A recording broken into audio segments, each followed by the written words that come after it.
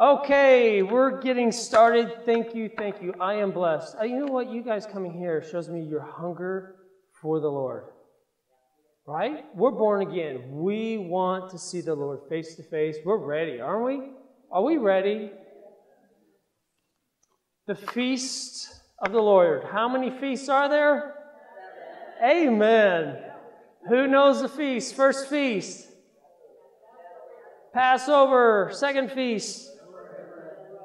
Unleavened bread. Third. First fruit. Next feast. Shavuot, Pentecost, right? Next feast. Feast of Trumpets, Yom Teruah, or Rosh Hashanah. Same word. You know how there's many words for things. Next feast. Yom Kippur, the last feast. What does tabernacles represent? The millennial reign of the Lord. That's what it is. I have this. Who does not have a copy of this? Someone does not have a copy. Right back there. Is there a couple here that could share one copy and so she can get one? Well, yeah, I just want to make sure. You can also contact me. I don't think I have my contact on here. You have to? Okay, I just want to make sure everyone has that. There is so much. There's no way. If you want me to walk through all this stuff, are you willing to sit here for about 2 months? But, yeah.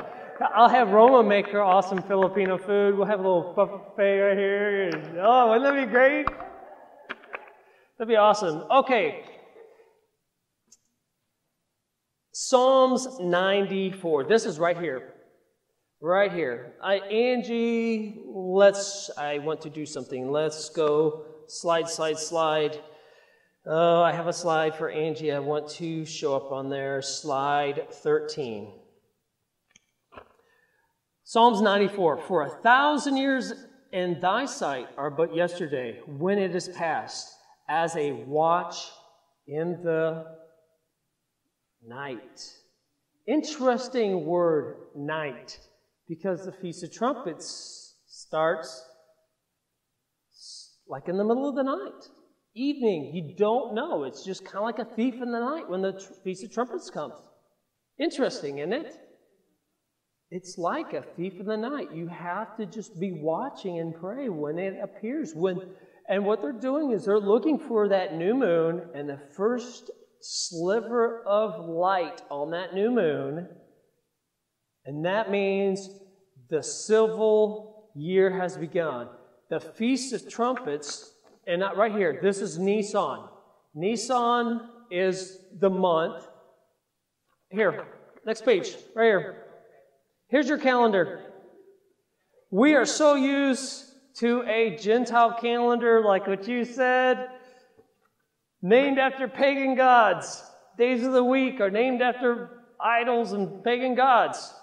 Here's God's calendar, which is interesting.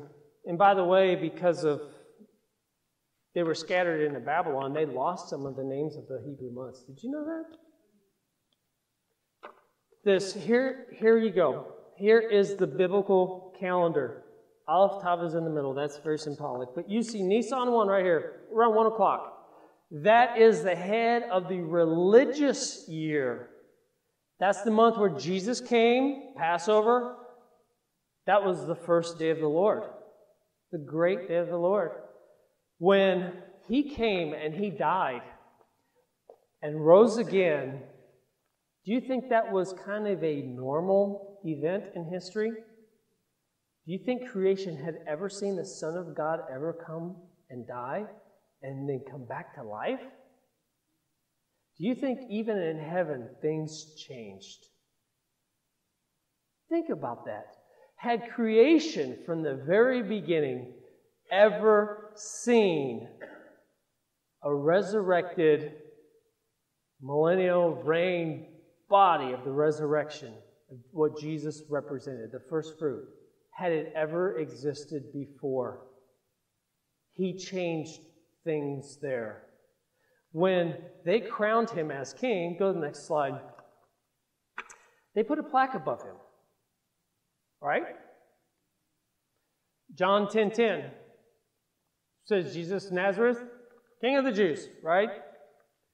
And they said, hey, change it. Would you change that plaque above him? The Romans took a crown of thorns. By the way, what happened with Adam fell? A curse came, thorns, right? That crown of thorns represented the curse from the fall. And he wore it as a crown. He bore the curse as a crown in the month of Nisan, where it's crowning man as king. That's where all men are crowned as king, in Nisan. Jesus' first coming was crowning man as king. And in the Hebrew, the way it is written, they said, could you change the wording just a little bit? And the reason being because the first letter of each word, the way I believe John 10:10 has it, Yod, He, Vav, He. That's the name of God right up on the sign, right above his head. He on the cross with Yod, He, Vav, He on the sign, right above him. The Son of God, God himself being crucified. Interesting, isn't it? I mean, the Jewish leaders that didn't believe in him seen this, and they're going, no, change it. Change that. Is that powerful? That's interesting, isn't it? God's hand is in this. So, Nisan 1, crowning man as king. But go to the next slide. Slide 15. Tishri, right here. Number 7, that month is known as crowning God as king. Crowning God as king. When Jesus comes back, guess what? God as king. Crowning God as king.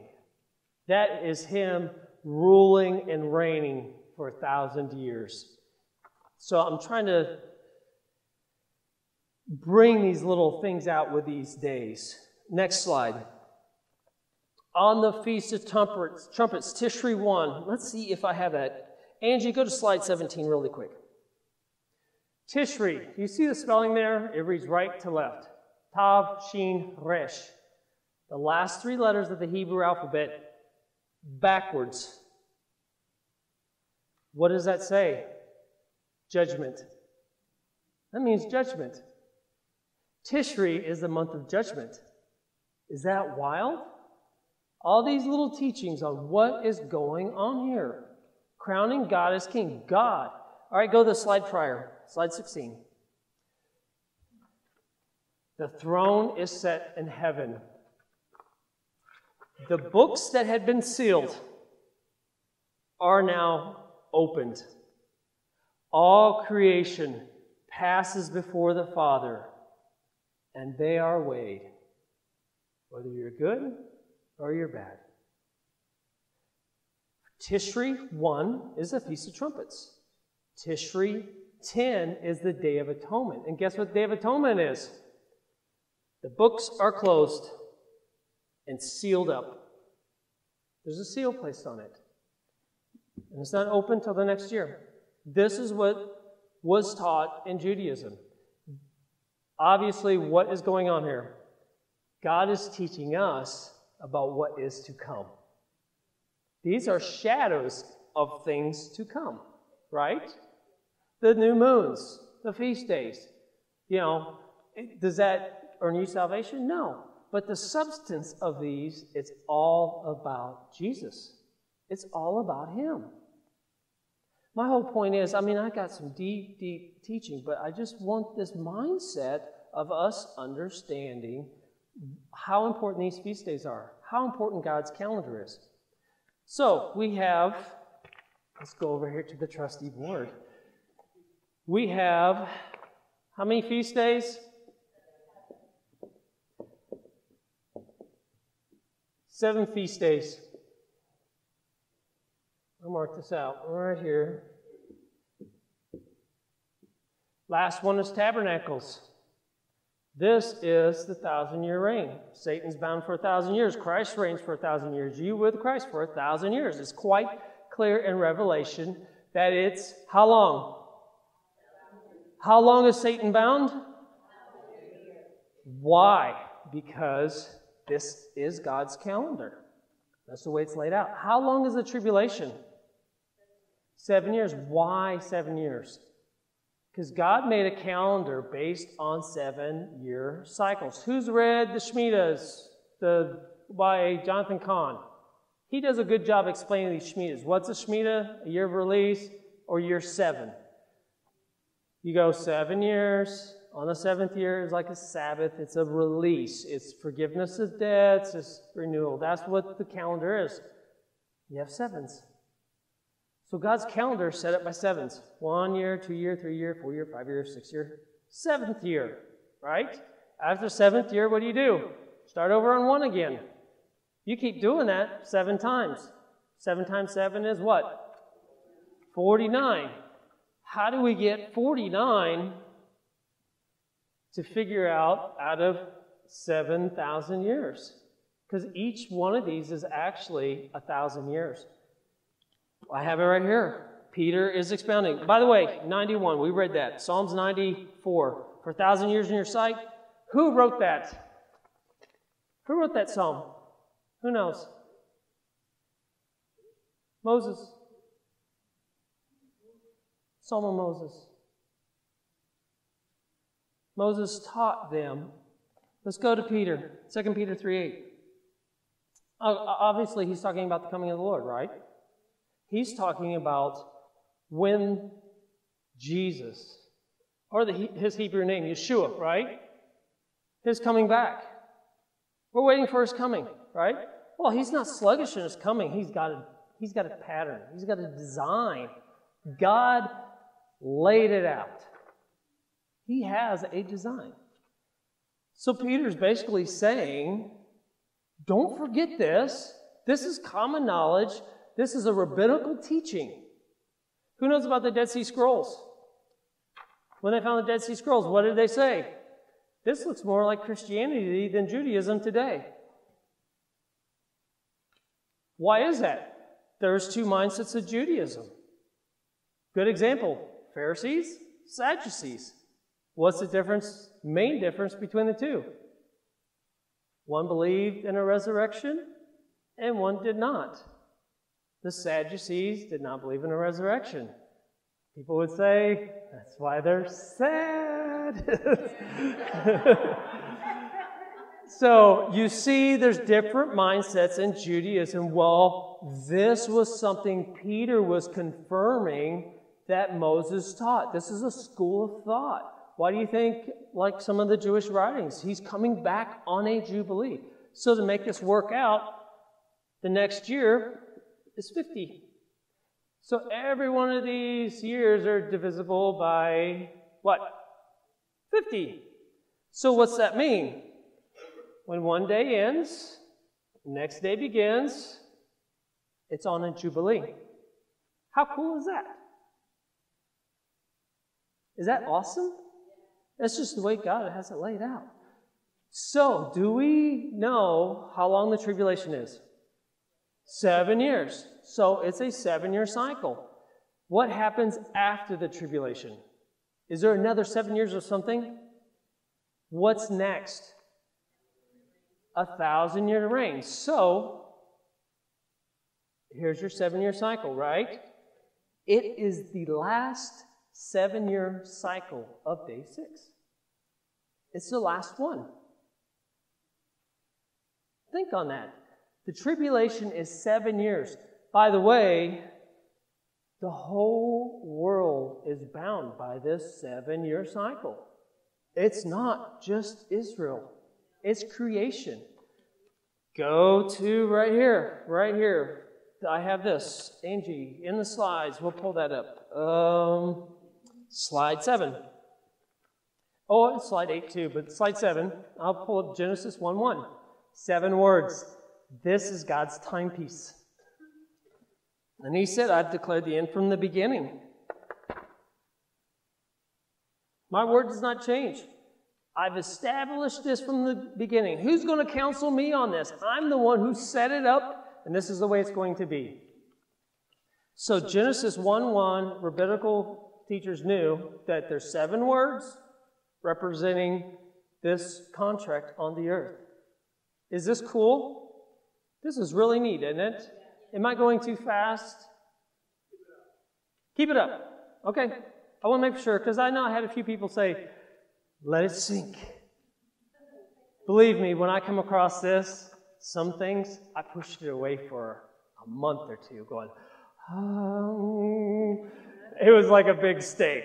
And you're eating it, and your spirit man's going, rah, rah, rah, rah, rah. I got to digest this, you know. So this is why the tribulation is for 7 years. Jesus reigns for 1,000 years. So guess what? That 7-year cycle is the last 7-year cycle of all this. It is it. After that, Jesus comes. He comes on day 7. And ruling and reigning. And I got a really cool secret I found on this whole spiel here. Really interesting stuff. Very interesting. Angie, go to the next slide. Which is slide 8. Yes. I have this on your notes for you. I try to give you guys as much information. Take it home, study it, go over it, write over it, make notes. It's all about us growing and learning, right? It's about us being believers. And we know we're in the last days, right?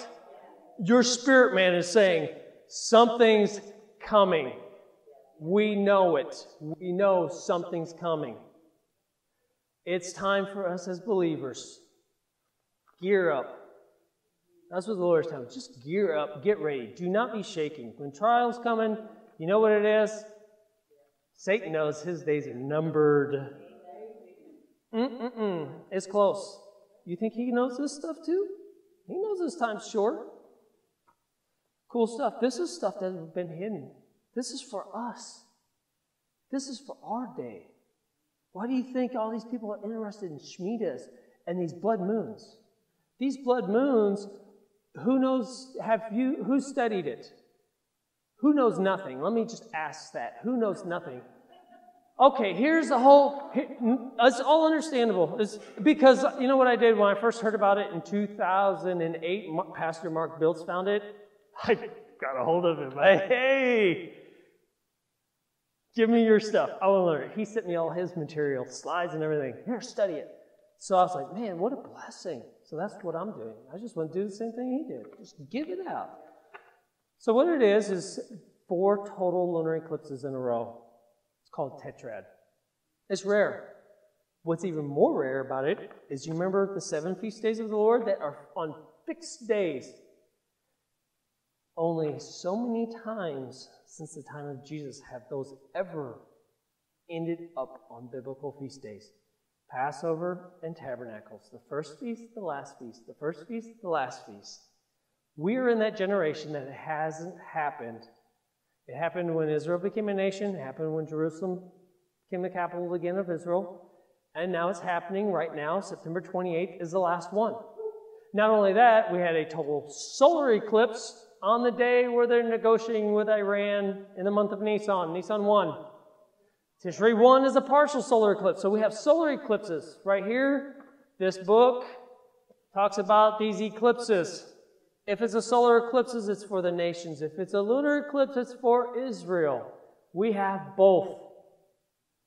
Not only that, these eclipses are in the Shemitah year. We're in the end of a 7-year cycle, starting another 7-year cycle. Is that interesting? The other ones weren't around a Shemitah year. These are. Shemitah means the 7th year. So I wanted to lay this out. I wanted you guys to see this. There's no way to calculate this out. Why do you think Revelation is so clear about 1,000 years?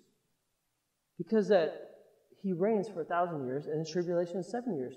It's that last week. You try to mess with those numbers, you screw the whole thing up. Really? This is what God laid out. Genesis 1:1. From the very, very beginning, it's here. The feast days are here. So what happened is a total lunar eclipse landed on God's appointed feast days 4 times in a row. Rare. You'll never see it again. Very, very rare. We are that generation. So now here's all this speculation in our days. September 23rd is the Day of Atonement. September 28th is the Feast of Tabernacles, and it's a total lunar eclipse. And in fact, it's a supermoon, meaning that how the Earth is and the moon kind of goes around, it's counterclockwise, isn't it? Moon goes elliptical around the Earth. So it means it's the closest point with that moon to the Earth, and it's a supermoon. It's the distance. So this lunar eclipse on the Feast of Tabernacles, the last feast, is the closest it's ever going to be this year on a biblical feast day. So people are saying, something's coming. And we know something's coming. There's all these speculations. We do not know what. However, what do we know? These are obviously signs before his coming. They are signs. It's quite clear about it. Very, very clear about it. So, I covered that. Next slide, Angie. Let's go slide 16. The throne is set in heaven on Feast of Trumpets. The books are open. Basically, you know what happens? The books have been sealed. What happens? The seal is broken. And the books are opened. And God has books. And he'll inscribe your name upon that book or scroll. Tishri 1. Right here, be like Tishri 1. And here's the 10th day of Tishri. This is the Feast of Trumpets. This is the Day of Atonement. Yom Kippur, Day of Atonement. These are the 10 days of awe. Judgment. Retrospect. You know, you're thinking repentance. If someone dies during this time, it's not considered a good thing. Because it said, they didn't even make it to where the books were sealed. That's how, that's their mindset. That's what they're thinking. Remember when Jesus said, hey, before you go to the Lord, bring your offering, go to your brother, make things right between you and your brother before you come to God? Remember that? When he's talking about that? Before you come to God and bring your stuff before him, and you ask for forgiveness before God in heaven, you go to your brother first and make things right. Then now you can come to me. Right? Guess what feast that is? Day of Atonement. That is a Day of Atonement slogan.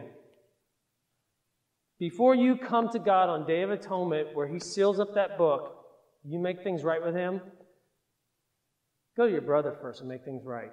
That is a teaching. I was listening last year to a Jewish lady in Israel on the radio, and she had a neighbor she hated. And Day of Atonement was coming up. She's like, I know what it says, that you need to make things right. Because obviously she's thinking under the law and all that stuff. So she mustered up the courage, and her and her neighbor spat and they fought. So she baked a pie for her neighbor, went to her there. I'm sorry, let's just start all over. Because I got to go to God and make things right with him. And her neighbor's like, oh, well, how pleasant. And they became really close friends. Isn't that something? Even still today, that just humbling yourself. So that's part of that feast, That's part of this. I'm just kind of giving you guys these foundation things about this feast. Here's something cool. And this is something that I was like, wow. If it is a jubilee, right? 49 years, 7 times 7, 40 years, 7 cycles of 7, 49 years. Then the next year would be a Jubilee, right? Feast of Trumpets begins that 7-year cycle. But what if it's a Jubilee year? What if it's one of these years? Or, actually on here, I put how many Jubilees per day for you guys. Per 1,000 years. That's what I did. So if it is a Jubilee year, when does the Jubilee start? I like technical stuff. I like rules. I like structure, organized. There is a rule. God said if it is a Jubilee year, declare the Jubilee year. Did you know Israel never really kept a Jubilee? Did you know that? The Jubilee is actually prophetic of the coming of the Lord. Because you have 10 days of judgment, crowning God as king. The books are sealed here. In Judaism, they really say, the new year really, actually, literally starts on day 10. Cool thought, isn't it? That's when everything's all wrapped up. It's all, whoop. I's dotted, T's are crossed. Books are sealed, seals placed on it, and it's not touched for the rest of the year. The Jubilee is on Yom Kippur. That's where it's declared. Guess what happens on Jubilee when you want to declare Jubilee? They sound the shofar. And it's the same blast as the Feast of Trumpets. Yeah, I came across that and I was like, oh, I thought I had all this prophecy stuff figured out. Now we have the blast of the shofar here and here. So I contacted a rabbi. Okay, if it's a Jubilee year, do they still do the same blast, do this here, or do they forget that head of the year and just start the head of the year here? He goes, nope, you still have the blast here, and you still do the same blast also here, if it's a Jubilee year. No one knows when a Jubilee is. No one knows. We know the Shemitahs. We know the tribulation is 7 years long, right? By the way, tribulation starts on what biblical New Year? What day does the year start? Everything's by sevens.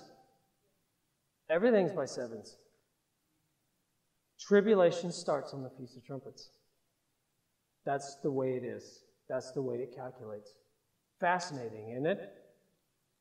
That's the way God's got it laid out. Cool stuff. All right, Angie, we're making a huge jump to a slide. Let's go slide 30. Image of them blowing the shofar for that new moon, Feast of Trumpets. Next slide. A bigger image in case you have a hard time seeing it. Next slide. The new moon. That is a sign of that new year. The next slide. It is Judgment Day. Ruling and reigning. Crowning God as King. Feast of Trumpets, Tishri. Next slide. Slide 34.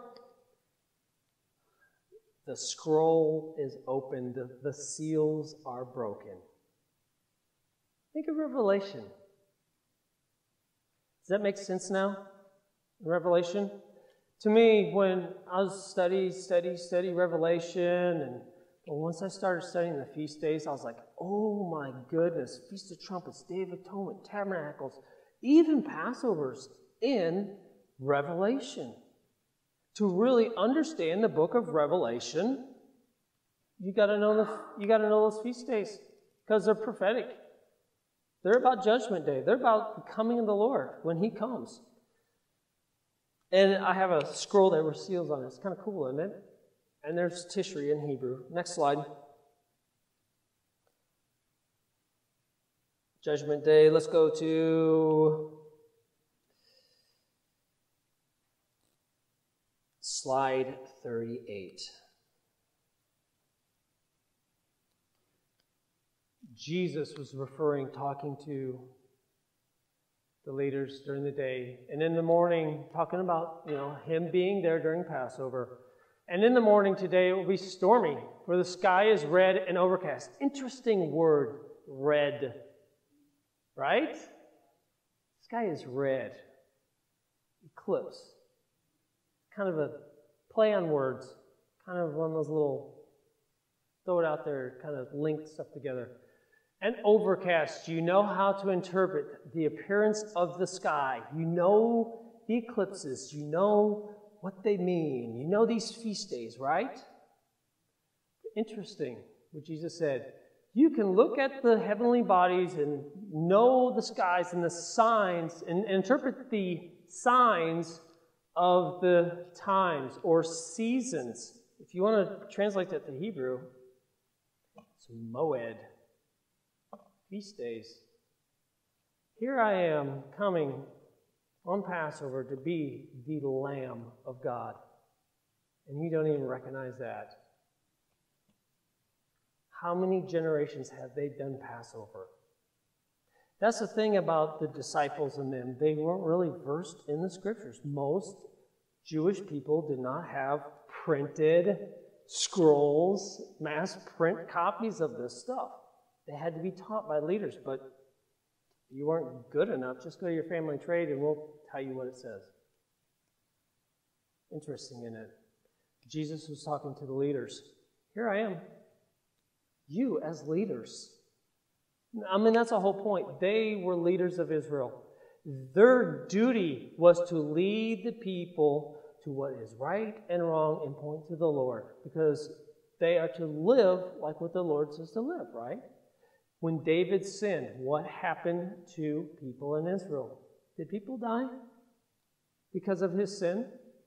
He was a leader. He was responsible for citizens of Israel. And David sinned, and some people died because he's responsible.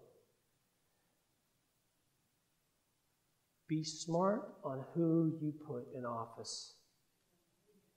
Don't go off a party. Go off the Word of God. Because it's sealed and it's written down for all eternity how you choose. Leaders are responsible for the innocent. They are. They have a duty. They have to stand accountable before God on how they took care of the people. That's their duty. That's a huge responsibility. It's powerful. It's sobering. Like a pastor is held accountable for quite a bit. That's a heavy responsibility. My next session, when I start going on this, I am going to take you to some really cool things, but I just want you guys to understand feasts. I want you to understand the years, the dates. Does it make more sense now when we're going through this? The weeks of Daniel. How many weeks Daniel see? There's 70 weeks appointed for your people, right? And those weeks are 7-year cycles, right? So these weeks fit into this. It's really neat. It's really neat. And actually this week right here, different people have different interpretations of how to calculate these weeks. When Jesus came, he was the Messiah. During Jesus' time, those who didn't recognize him, guess what? The Messiah didn't come. So what did they do? They knew the weeks of Daniel. So they adjusted the weeks of Daniel and deemed someone else as the Messiah. Who knows who he is? Bar Kokhba was deemed as the Messiah. 130-ish AD. And they said, hey, you Messianic Christ believer, Jesus believers, here's your Messiah. Come fight with us against Rome. Bar Kokhba, what they said, tradition has it, they believe he took out 1/3 of Rome's army. They could not stop him. They were like, we got to put this dude down. Because all these rebels were joining his forces. people for alliance, they would cut off a part of their finger to join Bar Kokhba's army. He was deemed as the Messiah. And what happened is, believing Jews in Jesus said, no, he's not the Messiah. No. They were kicked out of synagogues. They were ran out. And there was a division in Judaism. Support Bar Kokhba or go your way. There was persecution going on. That was when the last of the Sanhedrin went down. They went down with Bar Kokhba. He was deemed as the Messiah. He was actually biblically supportive of the Scriptures. He was there to fight for Israel. He was to support the Torah, the Bible, the biblical Bible. He looked like a good guy, right? The guy could ride on a horse and rip a tree out of the ground. He was a freak of nature. He really was. He was almost like Samson in a way. I mean, when you looked at him, you think, surely, because the weeks of Daniel are here, maybe we're off on our calculations, so let's readjust our years and make the weeks of Daniel fit in. And that's what happened in history. And I have a whole thing on Bar Kokhba, and they renamed him, what's it, like Son of Light or something like that. That's what his name means, something like Son of Light. Isn't that kind of like what Jesus said? Kind of interesting. But what happened was, as Christians, believing Jews, and those who were Bar Kokhba, that was just separated things right there. Christians fled, and those who supported Bar Kokhba were slaughtered. And you really thought Bar Kokhba was the man. Very deceptive. Believe in Jesus. Keep true to what he is. You can't calculate the calendar. You can't do any of the feast days without him. It's all about him. If you take Jesus out of the equation out of this, it's nothing. It's all about him. It's all about him. So I will start there. I really feel led because slide 30 was Adam's birthday. But I will quickly, slide 39. Sorry, Angie. But I will quickly go through some of those. I'm going to take a break, and I want to show you, I really feel led to Joseph, the time of Joseph. The thing with Joseph is really, really, really, really, really powerful. Because Judaism, they see two messiahs. One suffering and dies, and one ruling as king. So they see Messiah, son of Joseph, Messiah, son of David. Interesting thought. So Joseph, everything Joseph did was a foreshadow of Jesus. So let's take a break.